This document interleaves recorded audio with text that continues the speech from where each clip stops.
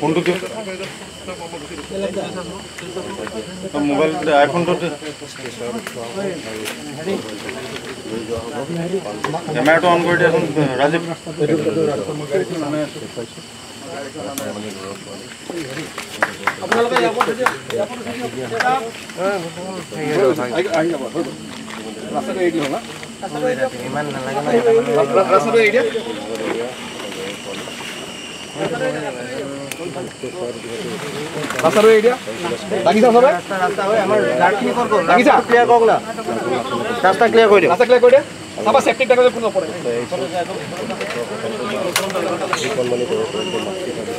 ইমান গধুৰ নহয়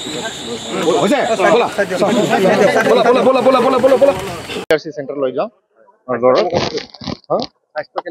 স্বাস্থ্য এতিয়াটো চাব ডাক্তৰে এতিয়া চেকআপ কৰিব। এইটো অলৰেডি প্ৰব লগোৱা হৈছে। আমি যেনেকে দেখিছো এইটো মুভমেণ্টটো ভালে আছিল, সেইকাৰণে আমি আশা ৰাখিছো স্বাস্থ্য ভালে হ'ব। আৰু এতিয়া তাত চেক কৰাৰ পিছত আৰু নেক্সট ষ্টেপ কি ল'ম তাতো আমি দিছোঁ। হয়, সেইটো বাঘ আমাৰ বুঢ়ীমাই মন্দিৰৰ ওচৰত এটা বাঘ ওলাইছিল। এইটো তাৰপিছত আমাৰ ফৰেষ্ট আৰু পুলিচ প্ৰশাসনে অলপ তাত ট্ৰাফিক কণ্ট্ৰল কৰি বাঘৰ প্ৰটেকশ্যন দিছিলে। এতিয়া জাষ্ট আধা ঘণ্টামান আগত এইটো বাঘ ওলাই গৈছিল। বাঘ মাৰ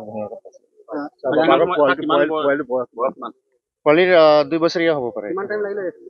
ৰেস্কিউ আমাৰ অলপ সময় লাগিছিল। এইটো যেনেকৈ ট্ৰেংকুলাইজ কৰা হৈছিল, পানীৰ মাজত আছিল, সেইকাৰণে এইটো অলপ ড্ৰাই এৰিয়াত লৈ অহাৰ পিছতে ট্ৰেংকুলাইজ কৰিব পাৰিব। চ' ড্ৰাই এৰিয়াত অহাৰ পিছত আমি এছেছ কৰিছোঁ ট্ৰেংকুলাইজেশ্যনৰ মানে জৰুৰী আছে বুলি, তাৰপিছত আমি ইমিডিয়েটলি কৰি ৰেস্কিউ কৰোঁ।